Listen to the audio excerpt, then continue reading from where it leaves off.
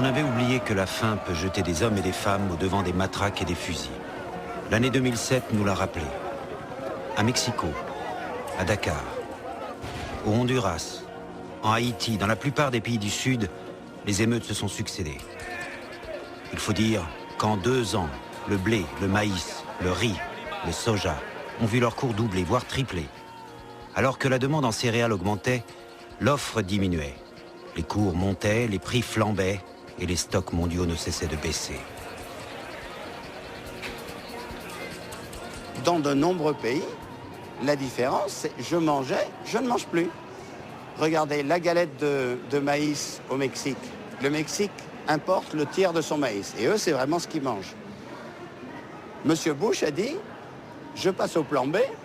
J'arrive pas finalement à avoir probablement la dernière goutte de pétrole. Je mets du maïs dans mon moteur. Au lieu d'exporter mon maïs, je le brûle dans mon moteur pour faire de l'éthanol. C'est à peu près 3% de l'essence aux États-Unis.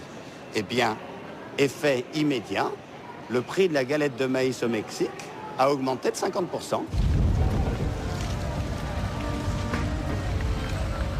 Les premières émeutes ont commencé au début de 2007 avec ce que l'on a appelé la crise de la tortilla. Cette galette de maïs qui est la nourriture mexicaine de base et dont le prix est devenu tout d'un coup insupportable pour l'homme de la rue. Mais ailleurs, dans le monde, le cours des autres matières premières agricoles s'est lui aussi emballé, entraînant d'autres flambées de colère.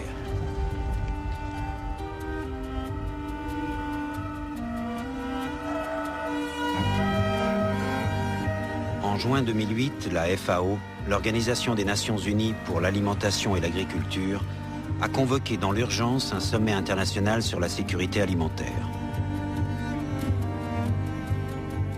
En marge des débats, une vive contestation a pointé du doigt les facteurs responsables de l'aggravation de la situation, au premier rang desquels la politique de subvention agricole des pays riches, qui ruine les agriculteurs des pays pauvres, et les programmes de production des agrocarburants. Nous sommes vraiment consternés, je dirais même écœurés, de voir que la crise alimentaire sert de prétexte pour poursuivre les politiques qui ont mené à cette crise. Il y a aussi de nouveaux mécanismes, comme les marchés des agrocarburants et des nouveaux organismes génétiquement modifiés qui aggravent le problème, en poussant les petits fermiers à s'endetter et en leur volant leurs ressources, notamment la terre et l'eau. Si on persiste dans ce modèle agro-industriel, ce sera la fin du monde, pas seulement pour les gens qui meurent déjà, mais pour tout le monde. Un Européen mange à peu près l'équivalent de 80 kg de viande par an, un Américain du Nord 120, un Indien 2 ou 3. Combien mange un de ces Somaliens qui court devant un pick-up de la police dans les rues de Mogadiscio? Ce qui se profile aujourd'hui, c'est simplement la perspective de ce qu'il faut bien appeler un crash alimentaire. Pourtant, ce n'est pas la première fois que le monde est confronté au défi de nourrir le milliard d'hommes qui souffrent encore de la faim, dont 130 millions de plus durant les seules années 2007 et 2008. Dans les années 50, les prévisions pour la fin du XXe siècle annonçaient une augmentation considérable de la population, bien supérieure à tout ce qu'on avait connu dans l'histoire de l'humanité. Et déjà à l'époque, on s'est rendu compte qu'il n'y avait plus beaucoup de nouvelles terres arables à exploiter. Donc on s'est dit qu'il fallait augmenter la productivité de la terre. Et on a lancé une action concertée dans les principaux pays et à l'échelle internationale afin d'augmenter le rendement céréalier par hectare.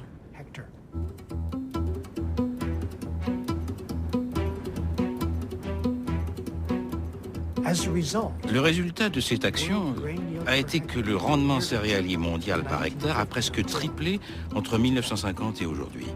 C'est une histoire remarquable. Une histoire remarquable, en effet.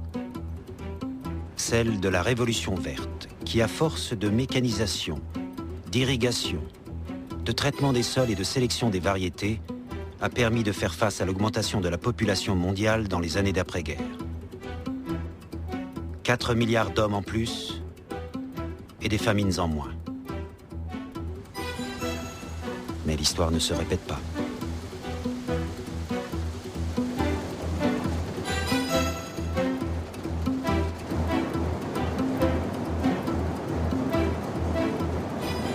les solutions qui ont permis de nourrir beaucoup plus de gens au XXe siècle ne marchent plus au XXIe siècle.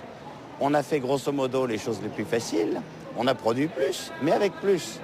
Beaucoup plus de terre, beaucoup plus d'eau, beaucoup plus d'énergie, beaucoup plus de chimie. Et justement, tous ces plus qui marchaient au XXe siècle, ils ne marchent plus au XXIe siècle. Et donc, on est au bout d'un modèle et il y a encore 3 milliards d'habitants à accueillir de plus. Et les choses sont très simples. Dans les 8 dernières années, il y a eu 7 années déficitaires en céréales dans le monde. Donc nous avions des réserves. Grosso modo, comme on avait très peur de manquer, on tournait sur la planète à peu près 6 mois de réserve sous le coude chaque année. Maintenant, les réserves de céréales sont au plus bas depuis la Deuxième Guerre mondiale. 45 jours de réserve seulement en 2007. Un record depuis 30 ans. Il faut savoir que dès que le niveau de réserve des stocks mondiaux de céréales passe au-dessous de 60 jours, les prix commencent à monter automatiquement, par l'effet d'une loi qui n'est pas une loi naturelle, mais qui est celle des places financières de l'agroalimentaire mondial, et notamment de la bourse de Chicago.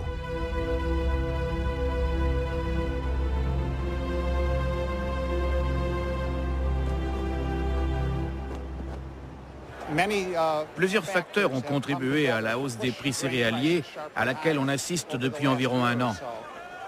Premièrement, le climat. Il y a eu des problèmes de météo partout dans le monde. Par exemple, en Australie, depuis 2 ans, la production de blé a été réduite de moitié. Partout dans le monde, il y a eu des dérèglements du temps et ça a fait grimper les prix. Un autre facteur a été la hausse extrême des prix énergétiques,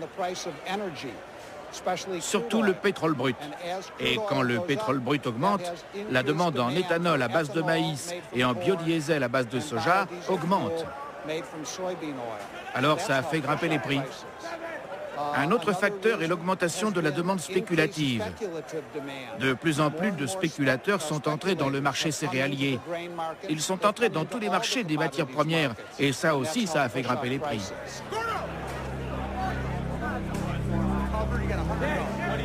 La crainte de ne plus pouvoir acheter entraîne des réflexes protectionnistes du côté des gouvernements.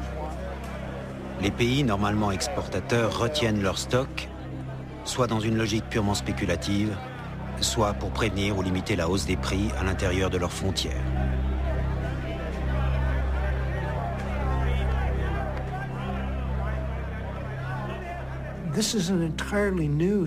C'est une manifestation entièrement nouvelle de l'insécurité alimentaire grandissante dans le monde. Je vois tout ça comme une politique émergente de la rareté alimentaire. Et ce qui m'inquiète, c'est la possibilité que les pays importateurs les plus capables, c'est-à-dire les plus riches ou les plus influents, accaparent la production mondiale céréalière disponible, jusqu'à ce que le marché libre ne permette plus aux autres pays de s'approvisionner en céréales.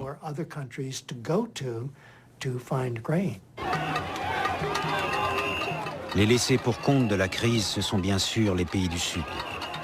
Ceux qui non seulement reçoivent de plein fouet les hausses des produits agricoles qu'ils doivent importer, mais qui sont frappés en priorité par les conséquences du réchauffement climatique. En Afrique, 1 degré Celsius en plus, c'est 10% de récolte céréalière en moins.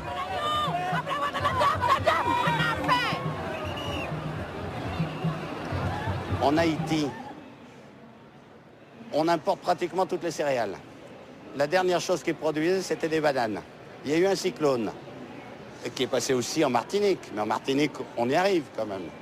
Et c'est plus qu'il n'y a pas de bananes, c'est qu'il n'y a plus de bananiers. Et donc, en Haïti, ils en sont à donner à manger à leurs enfants des galettes de boue pour tromper la faim. Et dans toute l'Afrique, c'est absolument dramatique. Les pays qui n'ont pas de pétrole et pas de blé ou de maïs ne peuvent plus importer. Nous avons en train de manifester parce que nous avons faim. On a besoin de manger, de travailler. On a faim, c'est tout, on a faim. L'essentiel des pauvres, c'est clair, se situe plutôt quand même dans les pays du Sud. Pour les 2 tiers, on l'oublie un peu, ce sont des agriculteurs qui, faute d'être compétitifs avec les céréales importées de nos pays, ne parviennent pas à dégager une rémunération suffisante pour s'équiper, produire davantage, dégager des revenus et manger de quoi, suffisamment.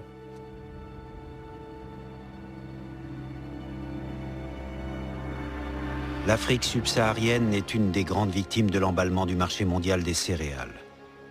Et les dérèglements climatiques ont encore fragilisé son agriculture. À elle seule, cette région du monde compte près de 300 millions de personnes sous-alimentées, sur 1 milliard à l'échelle de la planète.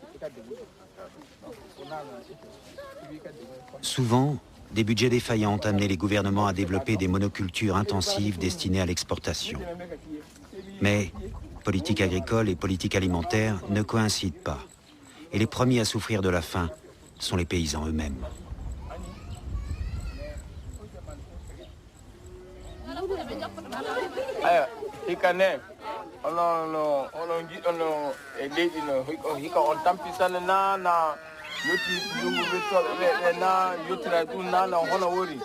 tampere amen hitande ɗum ka wala kaddi min tampi fa min ji bonde min tampi e rafa min ngala komin ñaama min ngala komin jaama worɓe perti joppi rewɓe anni jooɗi tane gaje ana cotta goto fu ɗum woni guure mum rabaji ko heewi ko wattama e ñamde kala iwde layyade be yaade baaji fa watta e dacci kala ndaɗa yi ñamde kañen ngala ko ñaam minen min ngala komin ñaama.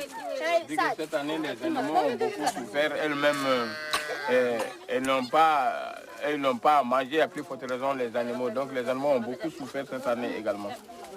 sañoɓe ɓe dawi julaɓe ɓe dawi golloɓe sembe terɗe ɓe dawi kala ko dawi so goni tonko kala ko keeɓi fu neldam e dow majju ha ko garti joni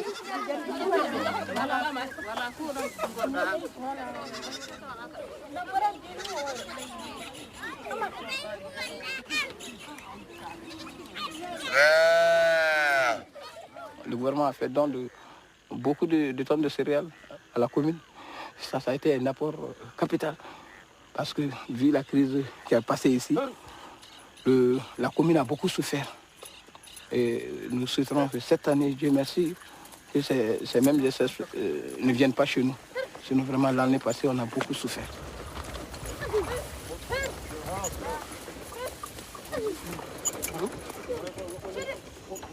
Vous savez que le paysan, il n'a autre souci que le manque de grains. S'il n'y a pas de grains, rien ne va dans la famille. C'est tout comme le leveur, s'il n'y a pas d'herbe, rien ne va pour les animaux. Et de même, si le bozo, il pêche, il voit qu'il n'y a rien dans le lac, ça, il ne peut pas dormir. Comme on le dit, il faut attacher la ceinture. Ça, il faut attacher la ceinture.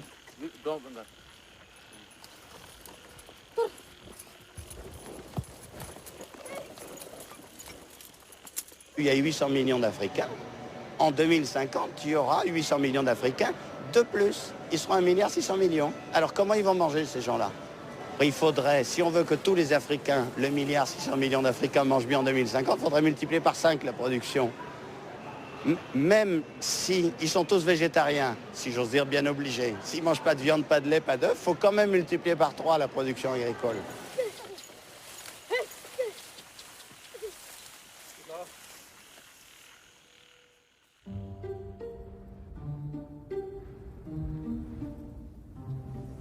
La course entre l'augmentation de la population et l'augmentation de la production agricole, l'une ne rattrapant jamais l'autre, n'a pas seulement l'Afrique pour théâtre. À l'autre bout du monde, la Chine, pour d'autres raisons, connaît aussi une situation explosive. C'est là son paradoxe. Son agriculture vaut 20 fois celle de la France.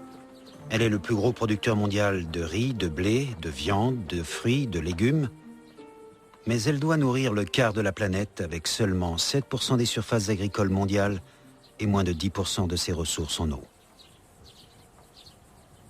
L'autosuffisance alimentaire est loin d'être acquise, en raison notamment des nouveaux besoins qu'a fait naître son essor économique. D'où la formidable pression exercée sur une paysannerie à bout de souffle.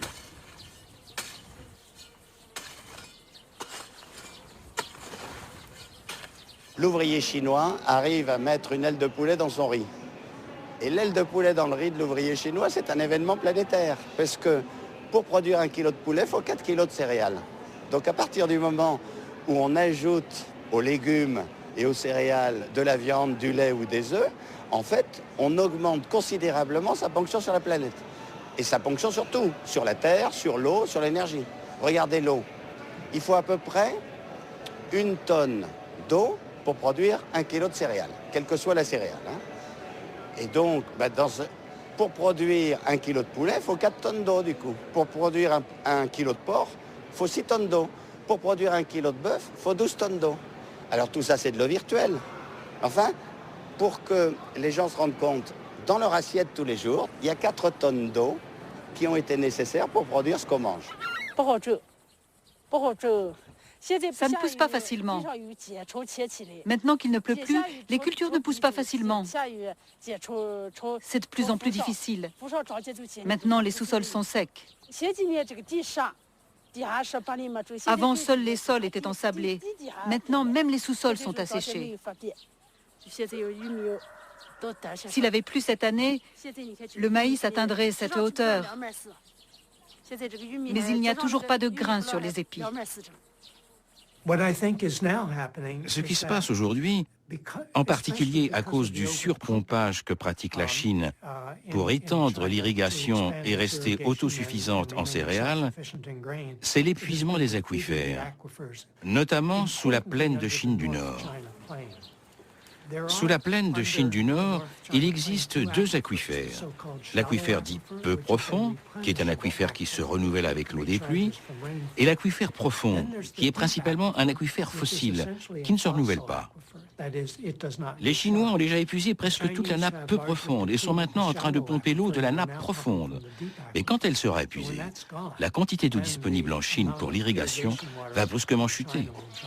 Or, quand ça se produira, et nous y sommes presque, la Chine sera obligée de se tourner vers le reste du monde pour importer de grandes quantités de céréales.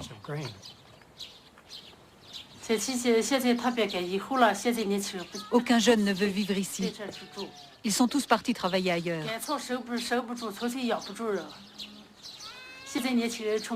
Après leur mariage, ils s'en vont tous. De nos jours, c'est beaucoup mieux de travailler à l'extérieur du village que de cultiver la terre à la maison. Gagner de l'argent pour vivre, c'est bien. Et à l'extérieur, il y a beaucoup d'argent à gagner. Ceux qui restent à la maison ont de quoi manger, mais pas plus. Ils n'ont pas d'argent.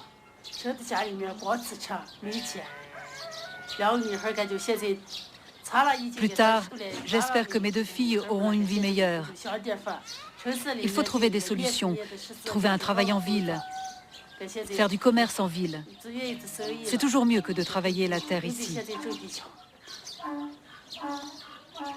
La question des migrations des paysans vers les villes est une question fondamentale de la Chine d'aujourd'hui pour plusieurs raisons.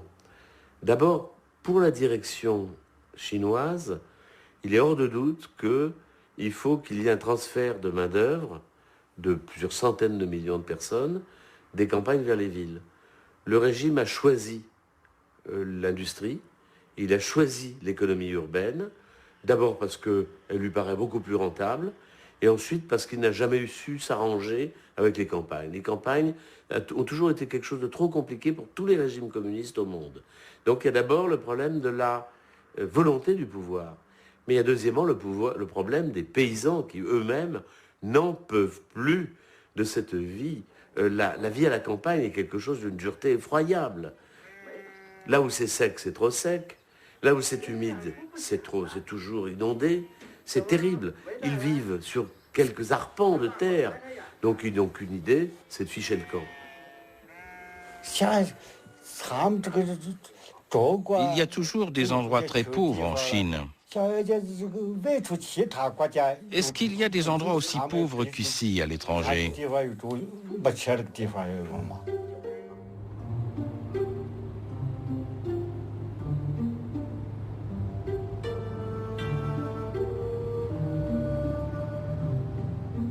En Chine, comme en Inde ou en Afrique, c'est la pauvreté des campagnes qui fait briller les villes. 95% de la croissance urbaine dans le monde est le fait des pays en développement, où la dureté de la vie et la crise alimentaire chronique font grossir le flot des migrants vers les lumières des métropoles. Depuis la fin de la révolution culturelle qui avait inversé le mouvement, le taux d'urbanisation de la société chinoise ne cesse de croître. De 18% il y a 30 ans, il est de 43% aujourd'hui. Et sur la même période, c'est l'équivalent de la population de l'Europe qui a pris le chemin de l'exode vers les villes.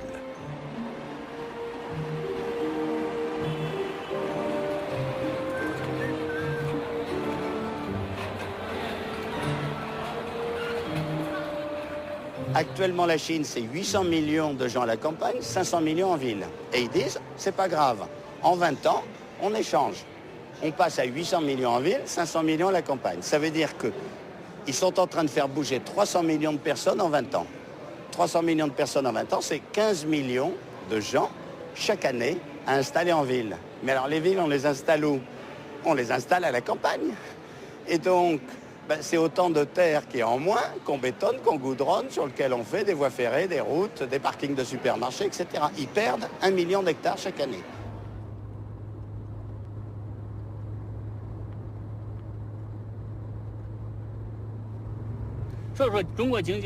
La croissance économique chinoise est désordonnée. Depuis que nous avons quitté l'échangeur, ce ne sont que des bâtiments. Et on peut dire que 70% de ces bâtiments sont vides. Ici, il y a 3 ans, ça n'était que des champs de blé vert. Et maintenant, c'est urbanisé. Toutes les terres arables ont été utilisées. L'urbanisation en Chine, pas seulement à Zhengzhou, chaque petite ville, jusqu'à chaque comté, jusqu'à chaque préfecture, c'est comme ça.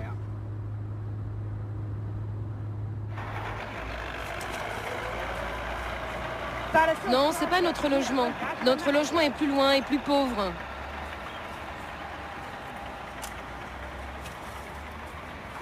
Qui habite là? Il n'y a personne encore. Avant le 1er mai, il n'y aura personne. Il y a 15 ans, on avait plein de terrains là. Mais ici, il n'y en a plus.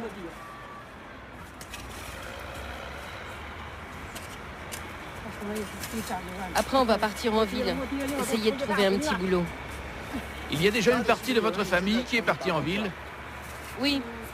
Sinon, qu'est-ce qu'on peut faire d'autre?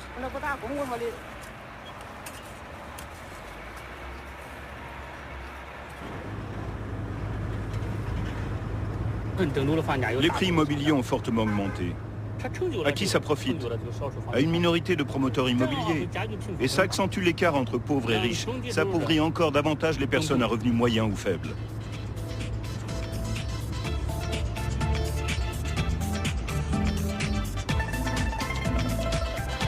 En Chine, c'est une ville comme Paris qui sort de terre chaque mois.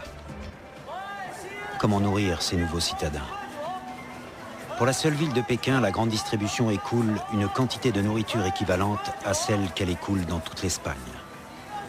En moins de 10 ans, 120 hypermarchés et 250 magasins hard discount de la société Carrefour se sont installés dans les villes chinoises et 2 nouveaux hypermarchés de cette enseigne se construisent chaque mois.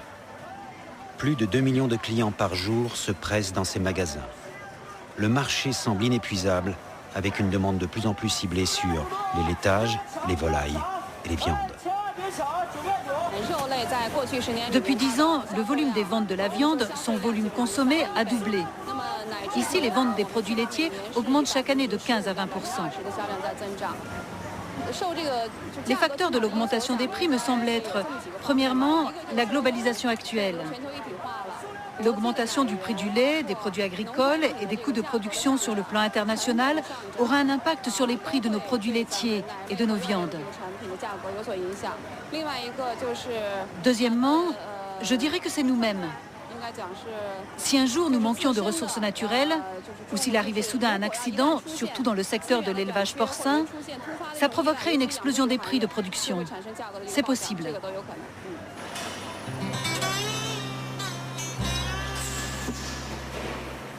L'accident est arrivé, en 2007, lorsque le virus du syndrome respiratoire a décimé une partie du cheptel porcin, entraînant un déficit de l'offre et une augmentation soudaine des prix d'environ 40%.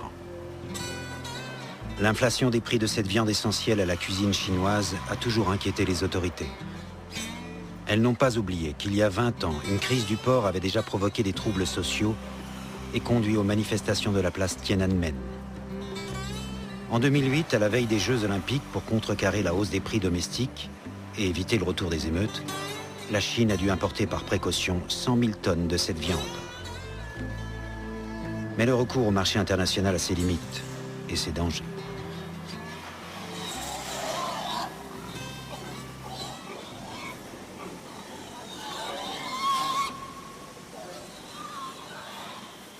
La crainte que les importations agricoles inondent complètement la Chine a une grande place dans la psychologie des dirigeants chinois.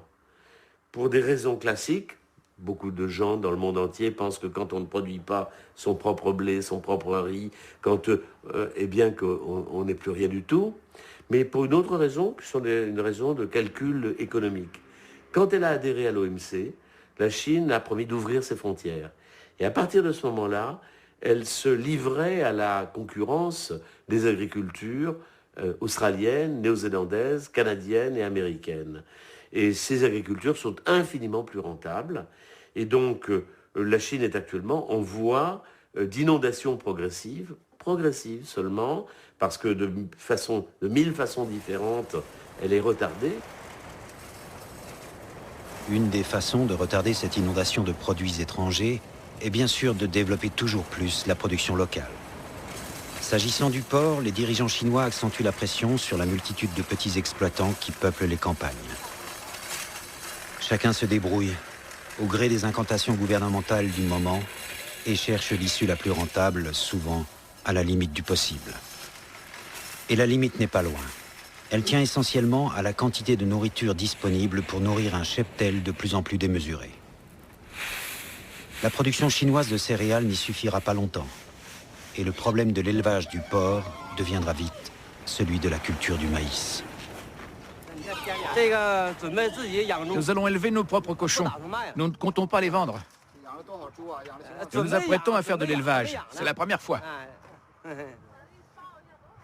À part le porc, vous n'élevez rien d'autre? Des moutons, des vaches? L'élevage du cochon, ça rapporte vite. Les ventres des truies sont de vraies petites banques. On compte élever 2 truies. Le secteur de l'élevage chinois est en pleine restructuration, en pleine métamorphose.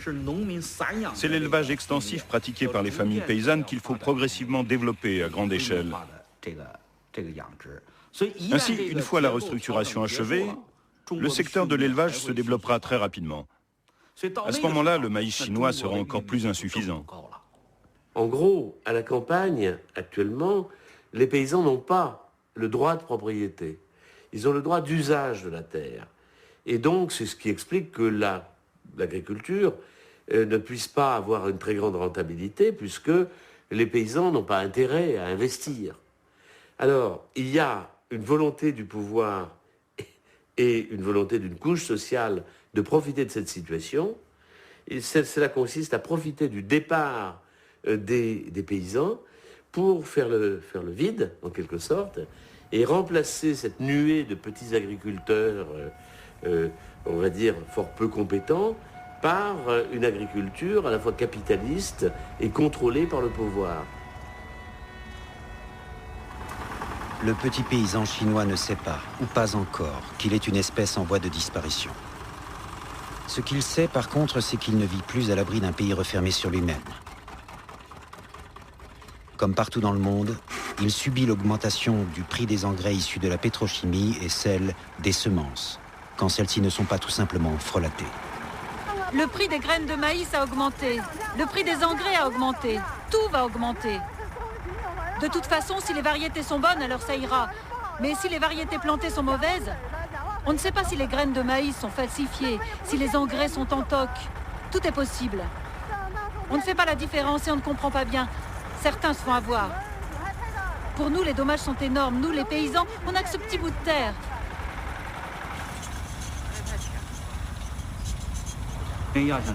Si on veut augmenter davantage les rendements du maïs, on ne peut pas compter uniquement sur la recherche, les nouvelles variétés ou les nouvelles techniques de plantation. Il faut aussi développer la mécanisation pour ça.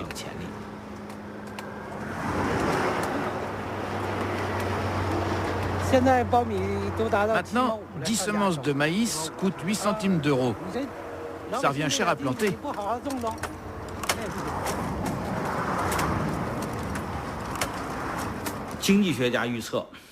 Les économistes prévoient qu'en 2020, les besoins de la Chine en maïs atteindront 220 millions de tonnes. Si nous réussissons à faire revenir la croissance de la production de maïs à 120 kg par an et par hectare, alors en 2020, nous devrons importer 45 millions de tonnes de maïs par an. Ce volume d'importation reste important. Que faire? Il faut continuer à augmenter la surface occupée par le maïs. C'est pourquoi beaucoup de paysans ne plantent plus de soja et plantent du maïs.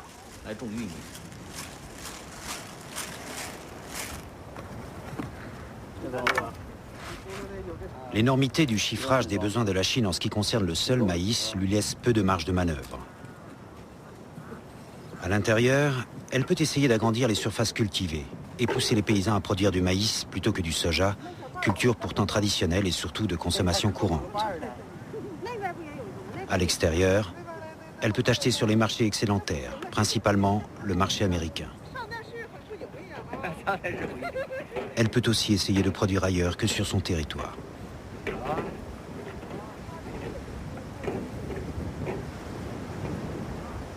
La Chine étant maintenant un pays où il y a de l'argent, ne va plus se contenter de produire chez elle, mais elle va chercher à produire ailleurs. En même temps, le fait qu'elle aille chercher à produire ailleurs ne va pas totalement contre le fait qu'elle produise chez elle, parce qu'elle sait bien qu'ailleurs, ça sera toujours plus compliqué. Toutes les expériences des Chinois à l'étranger depuis quelques années, en Afrique comme ailleurs, montrent qu'elle ne réussit que de façon très aléatoire.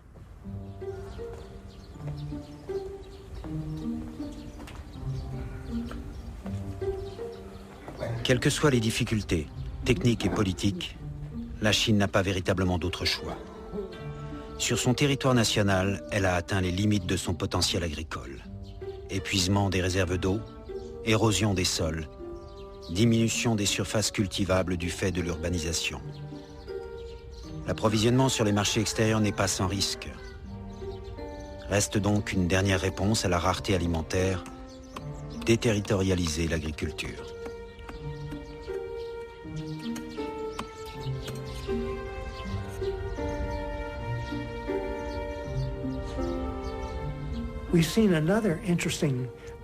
On a vu une autre manifestation intéressante dans les politiques de la rareté alimentaire,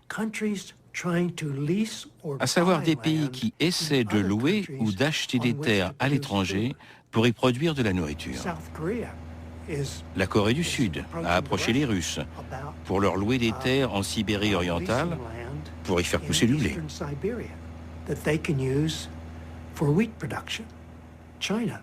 La Chine est en négociation avec un bon nombre de pays pour leur louer ou leur acheter des terres, afin d'y faire pousser des céréales ou d'autres produits à réexpédier en Chine. Elle est en pourparlers avec la Birmanie, le Laos, Cuba, le Brésil, la Russie et l'Argentine. À des milliers de kilomètres de la Chine, les maux des paysans chinois sont en train de devenir ceux des paysans argentins, devenus à marche forcée les premiers producteurs mondiaux de soja. Sur les 60 milliards d'investissements directs de la Chine dans l'agriculture mondiale, plus de la moitié est investie en Argentine. Pourquoi l'Argentine? Parce que l'Argentine est devenue en quelques années un des principaux producteurs mondiaux de soja. Ce soja que les paysans chinois ont été poussés à délaisser pour répondre à la demande alimentaire de viande des nouvelles classes moyennes.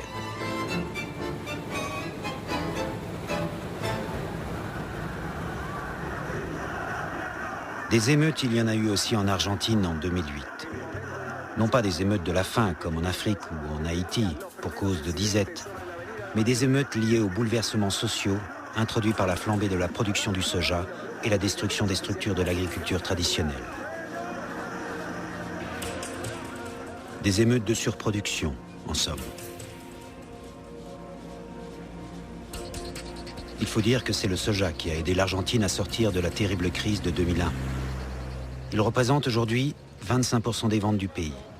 Et sa taxation fiscale à l'exportation fournit à elle seule l'excédent qui permet au pays de régler sa dette extérieure.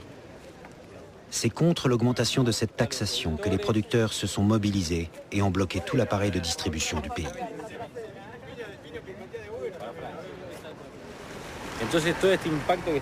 Avec tout ce que nous avons traversé ces dernières années, l'augmentation de la demande de soja liée à une plus grande demande en biocarburants, tout ça nous a menés, nous, producteurs, à nous tourner vers les oléagineux, principalement le soja. Alors quand le gouvernement nous impose une nouvelle taxe qui réduit drastiquement notre rentabilité, on n'a pas d'autre choix que de ne pas produire. Et nous devons laisser les terres que nous avons actuellement aux grands groupes financiers et aux grosses coopératives agricoles. Eux, en achetant des gros volumes d'engrais, ils peuvent encore faire un petit bénéfice.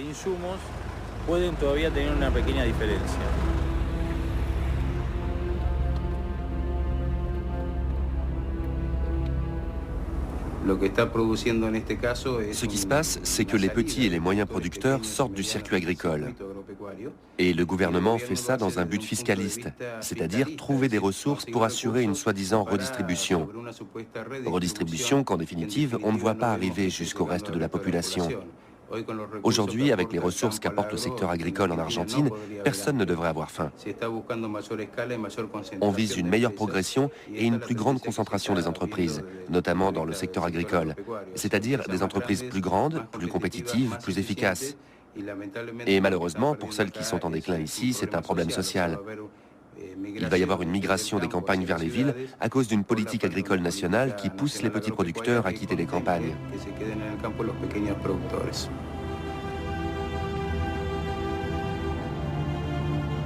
C'est peu dire que les petits producteurs sont poussés à quitter les campagnes. En quelques années, ce sont 200 000 familles qui ont été expulsées. Et on évalue à 25% la proportion de paysans qui ont migré vers les villes.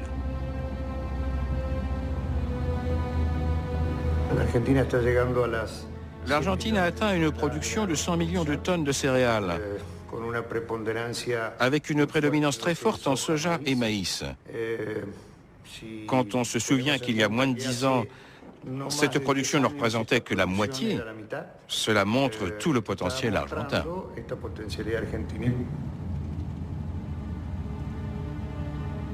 Un potentiel qui ne profite pas à tout le monde, dans cette Amérique du Sud, devenu le grenier du monde pour nourrir le bétail pléthorique des pays riches et émergents.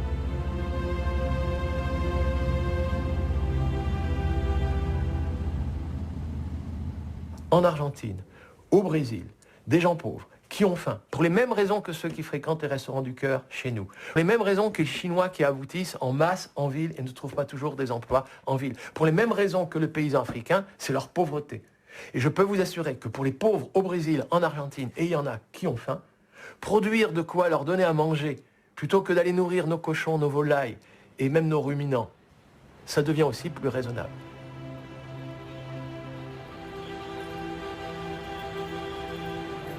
C'est pourtant sans état d'âme que l'Argentine a pris le tournant d'une agriculture productiviste et financiarisée à l'extrême. Avec 80% de sa production exportée, la bourse de Rosario peut afficher un bilan triomphaliste.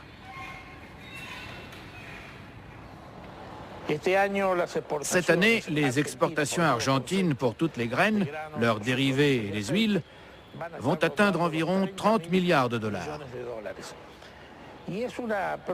Et c'est une production qui, concrètement, fait que le secteur est le meilleur générateur de devises de la République argentine. Nous exportons autour de 75 millions de tonnes. Les lieux d'exportation sont variés. Nous exportons des pousses de soja en Chine, de la farine de soja dans la communauté européenne, de l'huile en Chine, en Inde, du blé au Brésil et dans de nombreux pays latino-américains. Du maïs en Espagne, au Japon, à Taïwan, etc.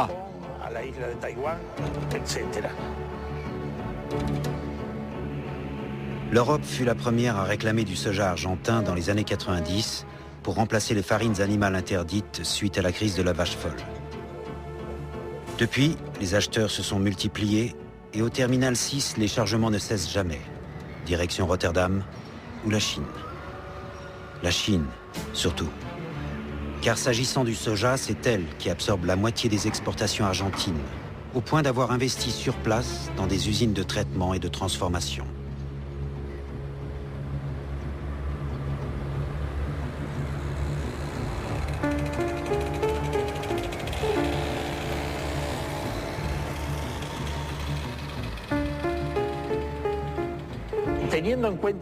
En tenant compte de l'évolution de la production argentine, on peut espérer que d'ici 10 ou 15 ans, nous produirons entre 120 et 130 millions de tonnes. Notre produit phare est le soja, dont la dernière récolte a produit presque 48 millions de tonnes. Et cela va aller en augmentant, étant donné qu'il y a encore des terres où on peut cultiver cette plante.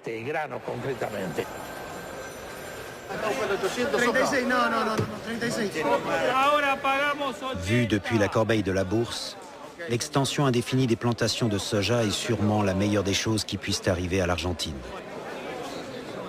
Ni l'écologie ni le développement durable n'ont ici droit de citer, pas plus qu'en face, où l'appétit du géant chinois légitime toutes les dérives et incite à ne pas regarder plus loin que les chiffres mirobolants du commerce extérieur.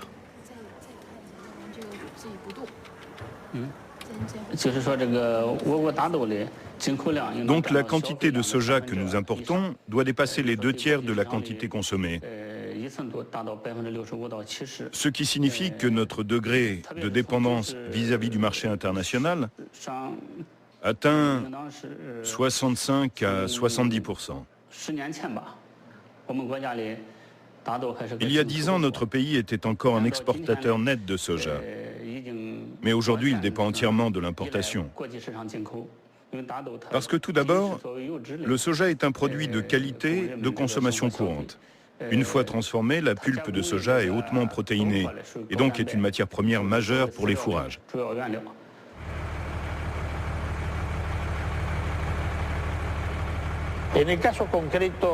Pour ce qui est de la communauté européenne, nous lui avons également fourni récemment de l'huile de soja, puisque une grande partie de l'huile de colza de la communauté est utilisée pour la production de biodiesel. Et d'ailleurs, la République d'Argentine s'est elle aussi lancée dans la production de biodiesel.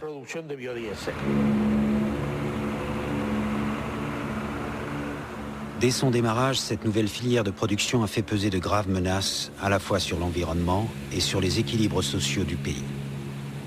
Les 4 millions de tonnes de biodiesel prévues dans les 3 ans à venir nécessiteront le défrichage de 9 millions d'hectares, soit 60% des surfaces déjà cultivées en soja, elles-mêmes évaluées à plus de la moitié des surfaces agricoles actuelles du pays. C'est aux États-Unis que tout a commencé, avec la production d'éthanol à partir de maïs transgénique.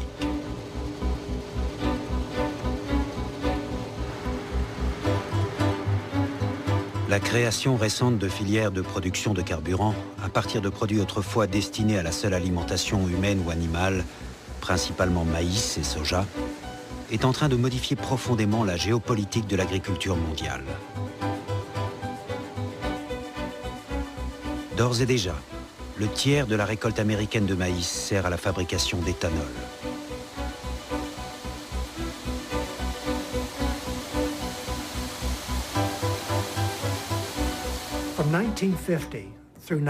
De 1950 à 1995, l'augmentation moyenne de la demande mondiale en céréales était, sur cette période de presque 50 ans, de 20 millions de tonnes par an.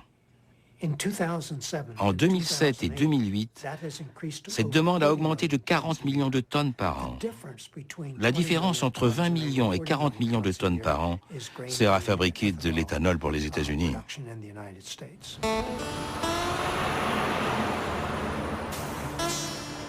L'enchérissement du pétrole et le rétrécissement prévisible de sa production sont les vraies raisons de l'engouement pour les agrocarburants. Pour les États-Unis, leader dans ce domaine, l'éthanol est un facteur d'indépendance énergétique. Et tant pis, si sa production se fait aux dépens de la satisfaction des besoins alimentaires. C'est ce qu'analysent les chercheurs du FAPRI, un institut de recherche sur les politiques alimentaires de l'Université de l'Iowa.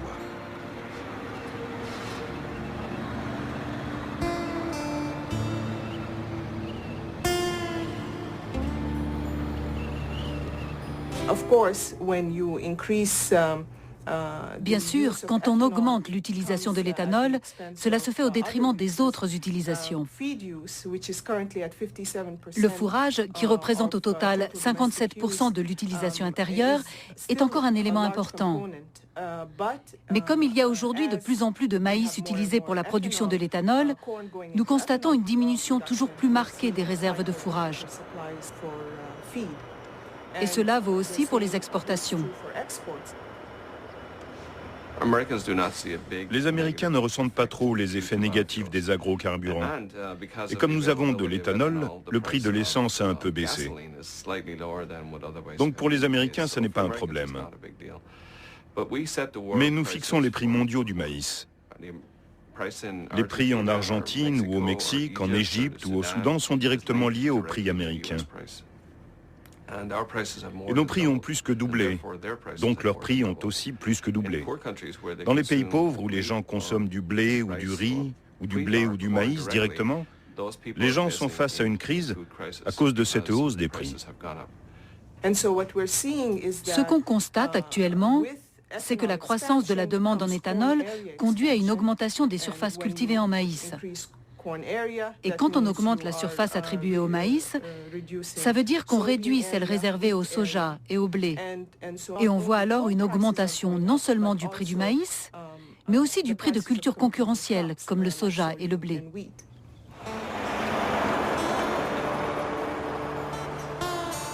Dans le contexte de raréfaction de la ressource pétrolière et de mobilisation anti-pollution, les agrocarburants ont d'emblée été accueillis comme une solution miracle.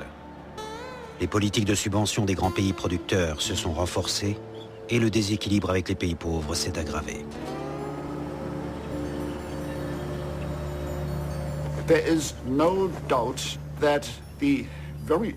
Il n'y a aucun doute que l'aide gouvernementale importante qui est apportée aux producteurs d'agrocarburants en Amérique du Nord et en Europe, ainsi qu'aux utilisateurs d'agrocarburants, a beaucoup contribué à l'augmentation de la demande internationale en matières premières agricoles et a fait augmenter la pression sur les prix. En Iowa, la Lincoln Way Energy est la numéro 100 des 150 usines d'éthanol déjà construites aux États-Unis en moins de 4 ans. Un investissement des plus rentables qui explique la prolifération de ces puits de pétrole d'un nouveau style. Nous ne recevons pas de subventions directes du gouvernement fédéral. Nous bénéficions du fait que nos clients qui mélangent notre éthanol avec de l'essence ont pour chaque gallon 50 cents de détaxe. Donc nos clients bénéficient d'une détaxe qui rend nos produits plus abordables et nous en bénéficions indirectement. Nous avons reçu de l'argent de l'État pour former nos employés au début, mais ce sont les seules subventions directes que nous ayons touchées.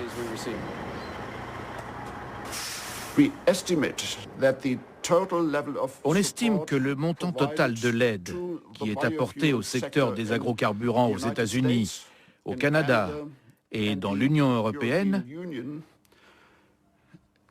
est de l'ordre de 11 milliards de dollars US.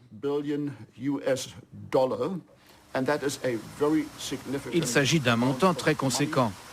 Et ça déplace les produits alimentaires du marché de la nourriture vers le secteur des agrocarburants. Donc les produits alimentaires ne sont plus destinés aux gens pauvres, mais aux voitures des riches. Et ça, c'est un réel problème.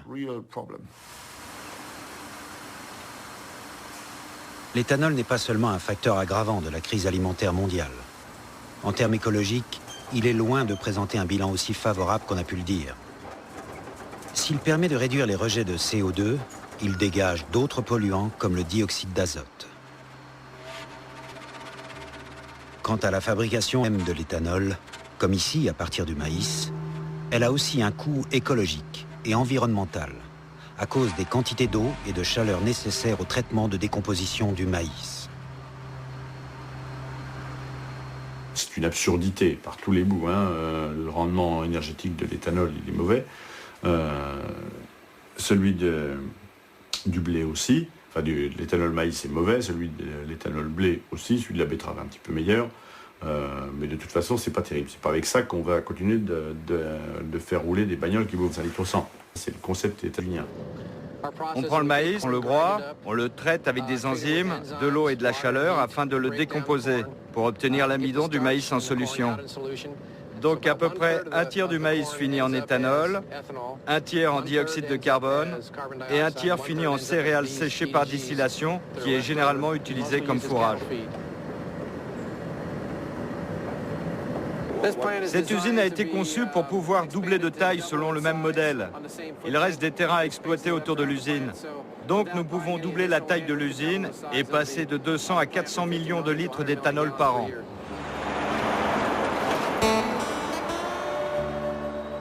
La proportion de maïs absorbée actuellement par la filière américaine de l'éthanol, c'est autant de maïs soustrait chaque année au volume que les États-Unis mettaient auparavant sur le marché.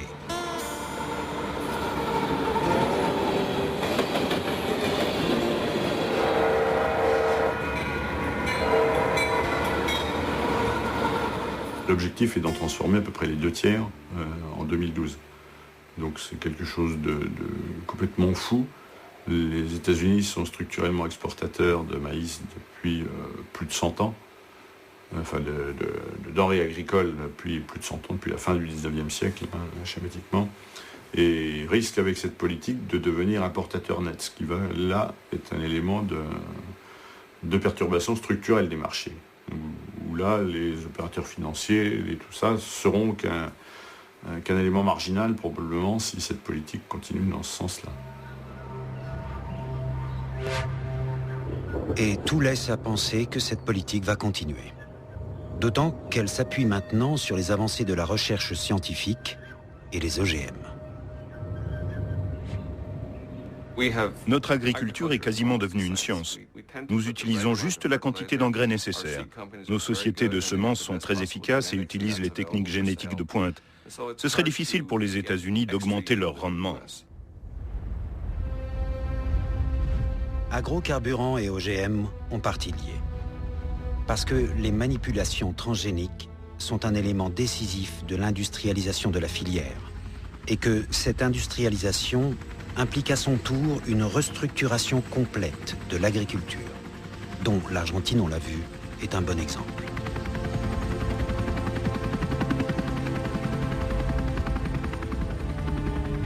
D'abord par la recherche permanente de nouvelles surfaces à cultiver. L'objectif étant de reconvertir des terres ou de défricher la forêt pour y planter ce soja transgénique, botte secrète du miracle argentin. L'Argentine est aujourd'hui le 2e pays utilisateur d'OGM au monde. Pourquoi et comment l'est-elle devenue? Cette success story édifiante a commencé en 1996, lorsque la transnationale américaine Monsanto a introduit le soja Roundup Ready dans ce pays. Soja dont un gène modifié lui permet de résister à un puissant herbicide développé également par Monsanto, le Roundup. L'un ne marche pas sans l'autre. Pas de labourage, mais des semis directs de la semence Monsanto avec épandage de l'herbicide glyphosate de la même marque. En 10 ans, les surfaces de soja ont triplé et recouvrent plus de la moitié des terres cultivables. Résultat, le pays qui produit 6 fois plus de céréales qu'il n'en faudrait pour nourrir sa population exporte du soja, mais connaît encore la malnutrition. La logique commerciale qui est derrière l'extraordinaire succès du soja transgénique Monsanto ne concerne évidemment pas la seule Argentine. En réalité, le sujet fait débat partout, et spécialement en Europe, où la résistance à l'hégémonie de la transnationale américaine s'est incarnée à travers des figures de la Confédération paysanne française, comme Philippe Collin, son secrétaire général, adepte aussi de l'agriculture bio.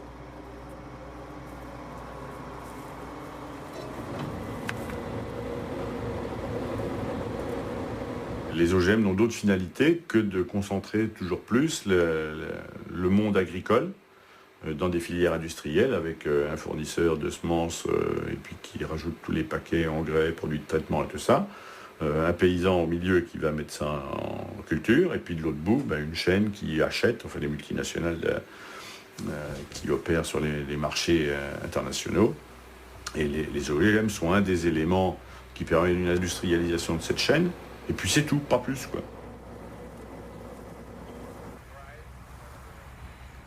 L'Argentine est un cas différent, puisque là, il y a eu une volonté délibérée de Monsanto d'en faire un champ d'expérimentation. Et donc, ils ont laissé se développer le soja OGM, qui lui pousse très bien tout seul, de génération en génération, à différence du maïs OGM. Donc, sans avoir de politique très répressive pour faire valoir leur droit de brevet. Pour quelle raison?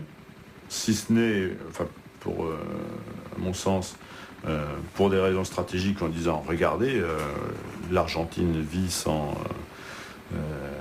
est obligée de payer de royalties à Monsanto. Les producteurs de soja, visiblement, ne sont pas inquiétés, comme tous les autres producteurs de soja OGM de la planète le sont, par Monsanto, qui envoie ses flics dans les cours de ferme, qui fait signer des contrats léonins à chaque fois qu'un producteur achète des semences OGM. Donc l'Argentine est vraiment un truc à part. Hein.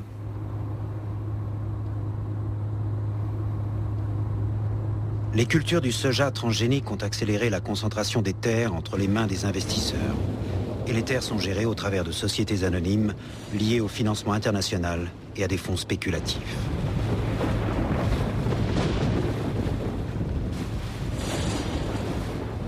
« 2% seulement des agriculteurs argentins contrôlent la moitié de la production du soja. Le terme d'agriculteur n'étant d'ailleurs peut-être pas le plus approprié, car il s'agit le plus souvent moins de paysans que de managers, à l'image de ce gestionnaire qui contrôle des lots de parcelles s'étendant au total sur 8000 hectares.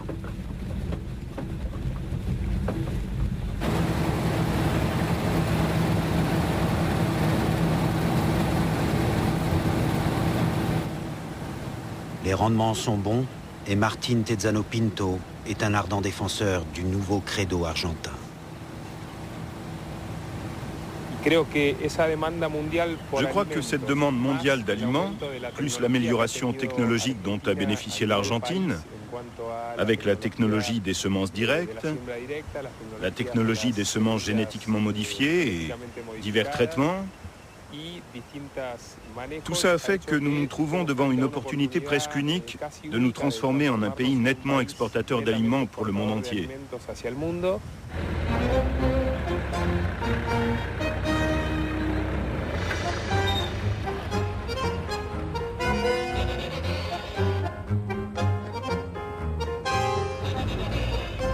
La perspective d'une Argentine nourricière du monde fait partie de l'imaginaire national.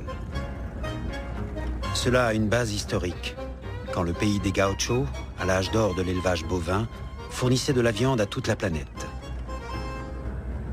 Aujourd'hui, l'élevage n'a plus la priorité. La redistribution des terres induite par la politique du tout céréales et du tout soja cantonne de plus en plus cette activité traditionnelle à certaines provinces moins favorables aux nouvelles cultures. Au nord, près de la frontière du Paraguay, Madame Beau dirige depuis 30 ans son estancia de 65 000 hectares dédiée à un élevage de 25 000 têtes de bétail. Une seule visite guidée au milieu de ces herbages quasi sauvages ne suffit pas à en découvrir toute l'étendue. Dans le contexte actuel, un tel espace est un luxe, car ces estancias traditionnelles sont convoitées par les céréaliers.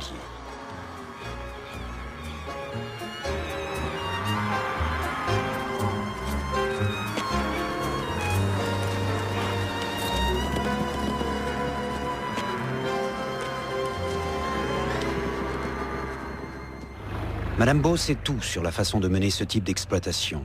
Poste d'observation privilégié pour analyser le grand changement de l'Argentine nouvelle. Vous avez de plus en plus d'estancieros, c'est-à-dire de propriétaires d'estancia, qui ne souhaitent plus faire de la viande, de l'élevage, parce que les prix n'ont pas bougé de la même façon et se consacrent de plus en plus aux céréales. Donc, l'Argentine sait s'adapter elle va certainement, tant que les prix des céréales, et je crois que c'est une tendance à long terme, vont être importants, va faire en sorte que toute la province de Buenos Aires, en particulier, et les provinces de riches terres, comme à Cordoba aussi, fassent du soja, du blé, du maïs, et puis va mettre l'élevage dans les provinces du nord, est et ouest.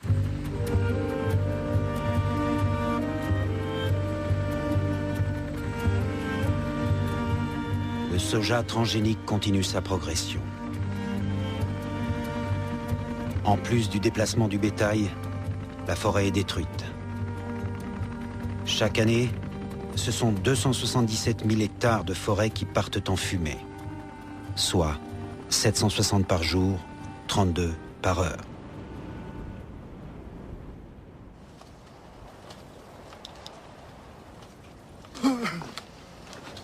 Ces Indiens de la province de Salta voient disparaître ce qui était leur cadre de vie et sont rattrapés par le mouvement de paupérisation qui a déjà gagné ailleurs la classe des petits paysans dont la nouvelle agriculture n'a plus besoin.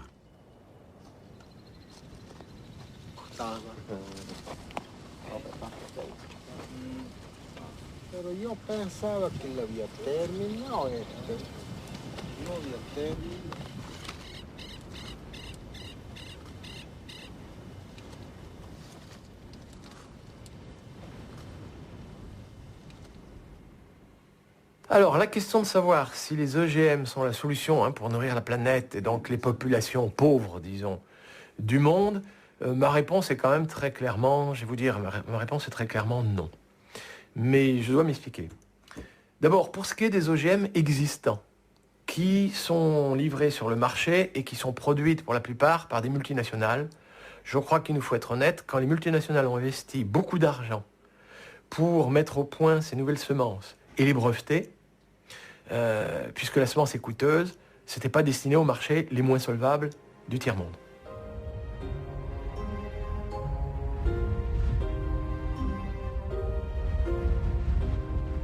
Solvable, la Chine l'est devenue. En dehors des OGM connus et brevetés, bien des pistes existent en matière de génétique appliquées à l'amélioration des rendements et surtout à la résistance à la sécheresse. La Chine fait partie des grands pays qui, hors de l'orbite américaine, ont développé leur propre programme de recherche. D'ores et déjà, il y a plus de scientifiques chinois travaillant sur les plantes transgéniques que dans l'ensemble des autres pays, excepté les États-Unis.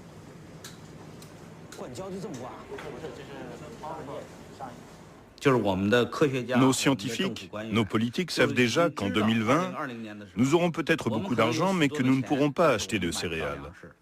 C'est pourquoi il faut que nous les produisions nous-mêmes.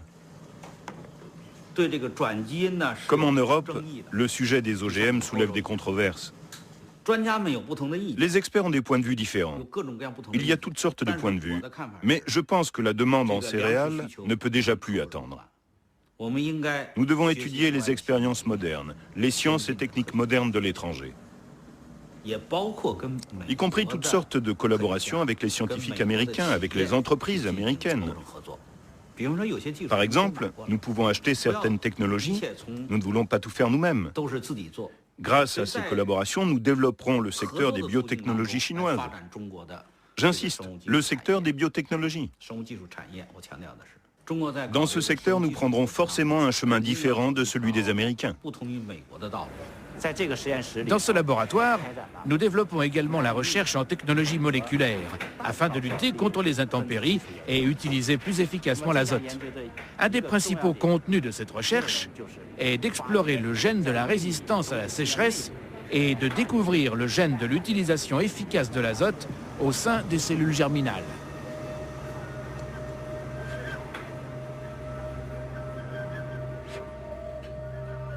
Le problème de l'humanité, par exemple, c'est trouvez-nous des plantes qui poussent avec beaucoup moins d'eau, parce qu'on n'a plus d'eau. Alors, cette fonction-là, elle existe. Il y a des plantes qui poussent dans le désert ou dans les régions arides. Elles ont une fonction spéciale que j'appelle la fonction « il fait trop chaud pour travailler ». Dès qu'il fait trop chaud, leurs spores se ferment et du coup, elles ne transpirent plus. Et donc, elles consomment beaucoup moins d'eau. Et puis, il y a une petite brise du soir, elle dit ça, c'est bon, je recommence. Bon, ça, on va dire, c'est le gène 29 565. Celui qui arrive à prendre ce gène et à le mettre dans une culture, allez, par exemple le sorgho ou le mil en Afrique, ben alors là c'est le prix Nobel assuré, c'est le jackpot. On reverdit le Sahel. C'est quand même une autre aide aux pays du tiers-monde que celle qu'on fait actuellement. Mais évidemment, c'est pas rentable, ces gens-là n'ont pas d'argent pour nous les acheter. Alors on nous met maintenant en avant l'idée que peut-être un jour il y aura des OGM dites de deuxième génération qui seraient tolérants à la salinité, résistants à des stress hydriques, etc. La tolérance à la salinité et la résistance au stress hydrique sont portées par un très grand nombre de gènes.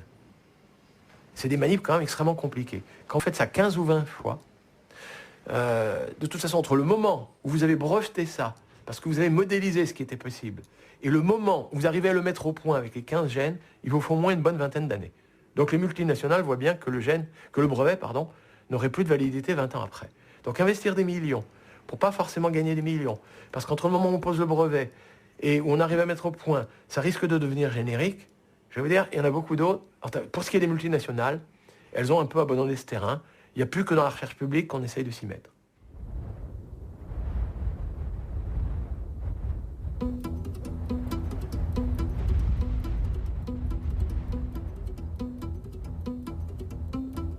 En 3 ans, le budget chinois attribué à la recherche est passé de 40 millions à 400 millions d'euros. La Chine doit à tout prix, et dans les plus brefs délais, trouver des solutions pour obtenir de meilleurs rendements, tant pour le maïs que pour le soja. Son sort en dépend, et les autorités organisent des semis expérimentaux à ciel ouvert en faisant appel à toutes les bonnes volontés.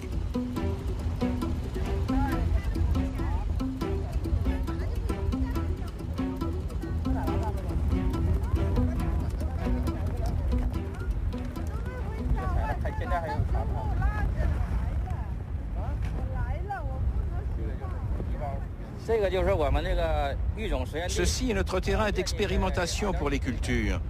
On a une surface de 2,5 hectares et on y cultive plus de 6000 matériaux expérimentaux. Chaque sac correspond à un matériau. Ensuite, on continue à sélectionner puis à cultiver de nouvelles variétés. Aujourd'hui, une centaine de personnes participent à cette expérience de semis. Plus de 40 personnes travaillent déjà pour nous. Et nous avons embauché en plus 60 à 70 saisonniers, tous des paysans de la région.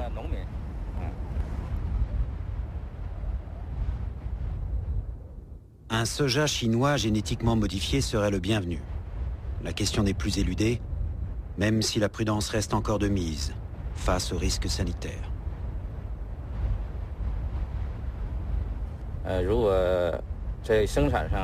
Si nous généralisons l'utilisation de soja transgénique dans la production, quel impact cela aura-t-il sur notre soja sauvage? Nous craignons que les gènes modifiés ne se propagent et ne contaminent le soja sauvage. Mais pourquoi à l'étranger, des pays comme les États-Unis ou le Brésil plantent-ils de grandes quantités de soja transgénique? Parce que la proportion de soja qu'ils consomment comme aliment est très faible. En Chine, en revanche, une très grande partie de la consommation du soja est alimentaire, comme avec le tofu. Malgré ça, la plupart des scientifiques sont quand même pour qu'on effectue des recherches sur le soja transgénique, car c'est une technologie avancée.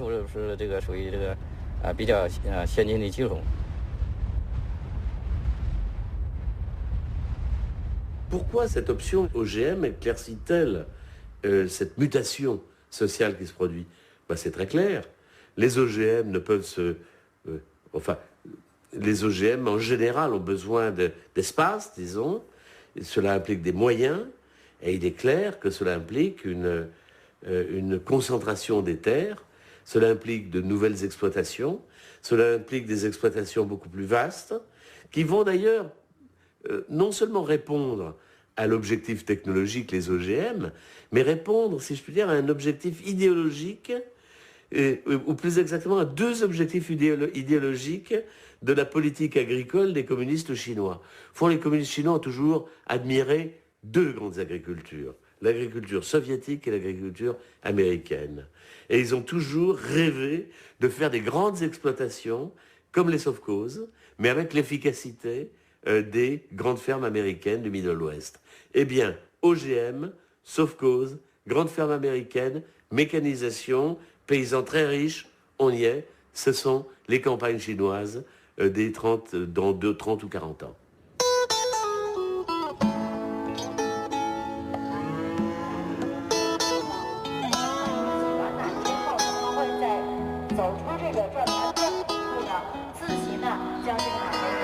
La préfiguration de l'agriculture chinoise du futur existe déjà. On en a un bon exemple avec la ferme ultramoderne de 5000 vaches appartenant à la société Mengniu, qui conditionne à l'occidental toute la gamme de produits à base de lait. En 5 ans, son chiffre d'affaires a quintuplé. Et cette véritable cathédrale du lait, des yaourts et des crèmes glacées est devenue une attraction touristique visitée par des milliers de nouveaux consommateurs chinois. Mais cette réussite spectaculaire est aussi l'illustration des contradictions du système actuel. Car cette même usine, avec d'autres, est au banc des accusés du récent scandale du lait en poudre frelaté et elle a dû retirer des magasins tous ses lots de produits frais.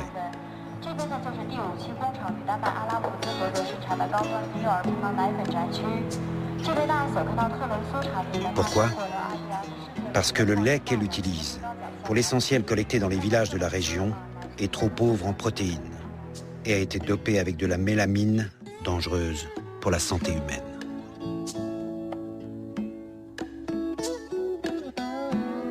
Dans les années 2000, pour répondre aux besoins de la nouvelle consommation de produits laitiers, le mot d'ordre a été d'élever autant de vaches que de cochons.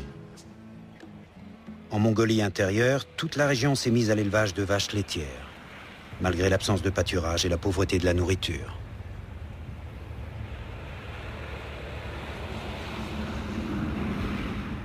Combien de vaches avez-vous? 2. Disséminées dans les villages, elles sont plus de 100 000 à ruminer les résidus de maïs dans des conditions sanitaires de fortune.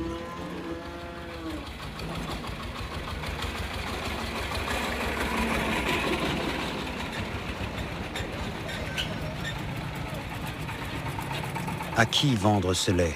Sinon au conglomérat laitier voisin Mengniu, qui le collecte 2 fois par jour et impose ses prix.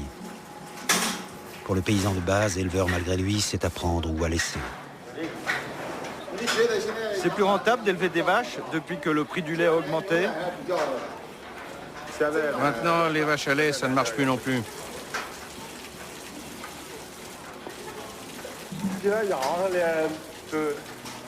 Mais je n'ai pas le cœur à arrêter.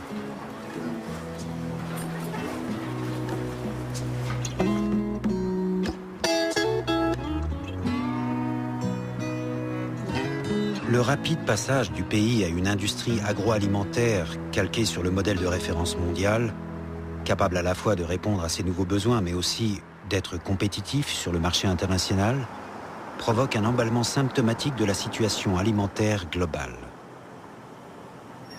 Comment faire pour retrouver partout sur la planète un nouvel équilibre? Politique agricole, politique alimentaire, c'est vrai que la question est rarement posée comme ça. On parle de politique agricole, mais politique alimentaire, le terme intervient rarement. C'est-à-dire que personne ne s'est jamais trop posé la question quand il y a une décision de politique agricole, de savoir si ça correspondait aux besoins physiologiques, aux habitudes des populations, à quelque chose qui correspondait à l'amélioration de la santé publique, sans se poser la question de savoir si la production en elle-même, elle correspond aux besoins de la société. Les fluctuations désordonnées du marché ne coïncident pas avec les cycles naturels de l'agriculture, qui a besoin de régulation et de stabilité, qu'il s'agisse de viande, de céréales ou de lait. Le monde paysan en a déjà fait l'expérience, plus ou moins réussie. Par exemple en Europe avec les quotas laitiers. Et puis l'Union européenne aussi, qui est toujours plus royaliste que le roi, qui est dans cette logique complètement folle qui a fait dire à Madame Fischer-Boel, donc commissaire européenne à l'agriculture, que les paysans devaient apprendre à reconnaître les signaux du marché. Si aujourd'hui la vache laitière, par exemple, se porte bien, donc ça y est, je vais monter l'écurie, je vais acheter des vaches. Donc dans 3 à 4 ans, selon le cas, la première goutte de lait va arriver. Donc si dans 6 ans ça ne marche pas, j'aurai plus qu'à couper le cou des vaches et puis transformer en producteur de porc ou de maïs ou je ne sais quoi. Enfin, il y a des cycles de production qui interdisent d'énoncer pareille absurdité.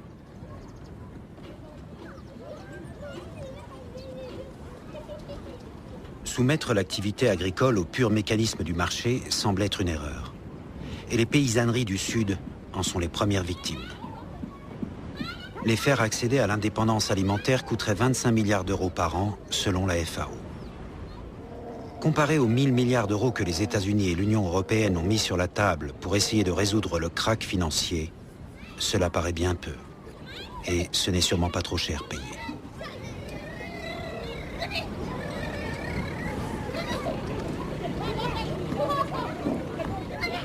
Si un jour on revient, il faudra bien, on le voit avec la crise financière, revenir à une régulation mondiale du marché. Il faudra que ce soit selon un mandat selon lequel les pays ont droit à l'exception culturelle, c'est-à-dire manger ce qui est les produits de leur pays avec la cuisine qui est celle de leur pays, et d'assurer ainsi la sécurité et la souveraineté alimentaire en quantité suffisante sans avoir à dépendre de chez nous. La question alimentaire ne sera finalement résolue que lorsque les paysanneries du Sud cesseront d'être prises en tenaille entre la politique agricole des pays riches, poussant à toujours plus de consommation, et celle de leur propre pays, engagés pour la plupart dans la reproduction du même modèle productiviste. Quand je vois la situation alimentaire, les limites de la technologie, les pénuries d'eau qui s'annoncent, les récoltes qui baissent, je pense que la nourriture est, une fois encore, le maillon faible. Et si on n'arrive pas à se concentrer sur ça, si on n'arrive pas à accélérer la transition vers des familles plus petites, à augmenter la productivité de l'eau, à empêcher les terrains agricoles d'être affectés à des utilisations non agricoles, et à investir davantage dans l'exploitation du potentiel restant pour accroître la production alimentaire. Si on ne fait pas tout ça très vite, alors je pense que notre civilisation est en danger.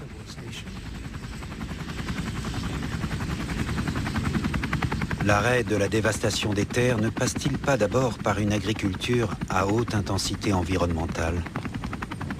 Car il s'agit, ni plus ni moins, de préserver ce qui est le maillon clé de toute la chaîne de la production alimentaire.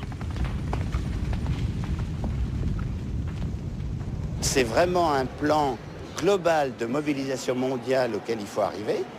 Le problème numéro 1 du XXIe siècle, c'est pas l'électronique, c'est se nourrir. Le bon vieux problème de toute l'humanité qui fait que, par exemple, dans notre religion, depuis 2000 ans, on disait tous les jours « Donne-nous aujourd'hui notre pain quotidien ». Maintenant, pour les ados qui mangent des barres chocolatées, ça ne veut plus rien dire. Mais sur la planète, c'est ça. Sur la planète, donne-nous aujourd'hui notre pain quotidien. Au XXIe siècle, c'est on ne peut plus quotidien. «